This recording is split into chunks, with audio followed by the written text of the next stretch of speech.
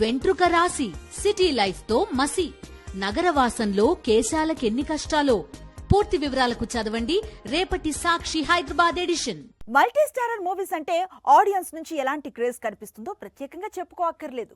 Recent గా Singham again team తిరిగొస్తే Bollywood movie fans పండగ చేసుకున్నారు. ఇక అదే స్పీడ్ లో సింగం చుల్బుల్ కాంబినేషన్ సెట్ అవుతుంది అనుకున్నారు.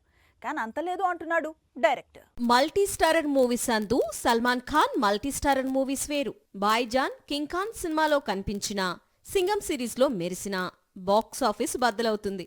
ఇందుకు సింపుల్ ఎగ్జాంపుల్స్ రీసెంట్ గా రిలీజ్ అయిన సింగం అగైన్ క్లైమాక్స్ లో చుల్బుల్ స్పెషల్ అపీరియన్స్, అంతకుముందు పఠాన్ లో టైగర్ గెస్ట్ రోల్. ఫ్యూచర్ లో వచ్చే సింగం సిరీస్ లో చుల్బుల్ కూడా కనిపిస్తాడని అందరూ ఊహించారు.